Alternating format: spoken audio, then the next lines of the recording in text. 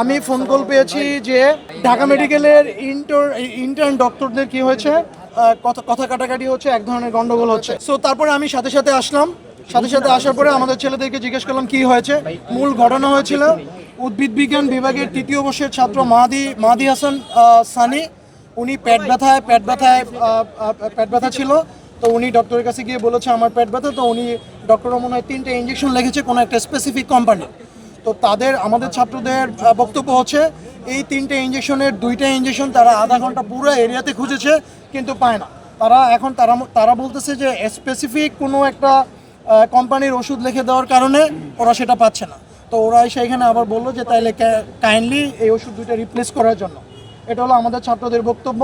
এটা বলার পরে ওরা নাকি আমাদের ছাত্রদের উপর কী হয়েছে, চড়াও হয়েছে। ঠিক আছে, তা আমি এসে শুনলাম। তার মধ্যে আমি দেখলাম আমাদের ছেলেদের হাতে ওদের একটা রুলার ছিল, যেটা ওই যে ইউজুয়ালি প্রেসক্রিপশনের উপরে থাকে। এই রুলারটা নিয়ে নাকি ওরা আক্রমণ করতে আসছে। এটা হলো আমাদের ছেলেদের বক্তব্য। তো এটা ওরা নিয়ে আসছে, প্লাস হচ্ছে কয়েকজন ইনজুর্ড ছিল, আপনারা নিজেরাও দেখেছেন। ঠিক আছে, এখনও মনে হয় আনট্রিটেড অবস্থায় আছে।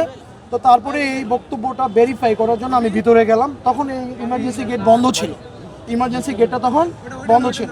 তো আমি ওদের সাথে পরিচয় দেওয়ার পরে আমরা ভিতরে বসলাম। যাদের সাথে ঘটনা ঘটেছে তারা আমাকে বলল যে প্রথম পার্টটা ঠিক আছে, যে ইঞ্জেকশন লিখে দিয়েছে ওরা খুঁজছে। তা আমাদের ছেলেরা নাকি প্রথমেই গিয়ে বলছে তুই তুকারি করে কি ইঞ্জেকশন লিখে দিছ, আধা ঘন্টা ধরে খুঁজে পায় না। তো এটার কারণে ওরা খুব হিউমিলিয়েটেড হয়েছে। তারপরে এক কথায় দুই কথায় জিনিসগুলো কি এতটুকু বাড়ছে। তো তখন আমি বললাম যে দেখেন, আপনারা বলতেছেন এক কথা, আমাদের ছেলেরা বলতেছে এক কথা। তো দুইটা বক্তব্য আসলে সাংঘর্ষিক।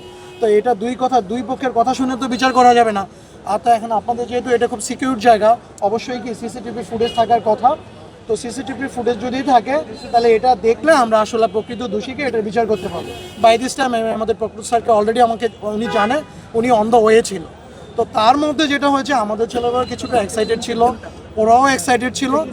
তারপরে আপনার এই গেট, দুই পক্ষই গেট ধরাধরি করে কি করছে, ভাঙার চেষ্টা করছে। ওরাও মারার চেষ্টা করতেছিল, আমাদের ছেলেরাও ঢুকার চেষ্টা করতেছিল, যেটা আসলে কন্ট্রোলের বাইরে চলে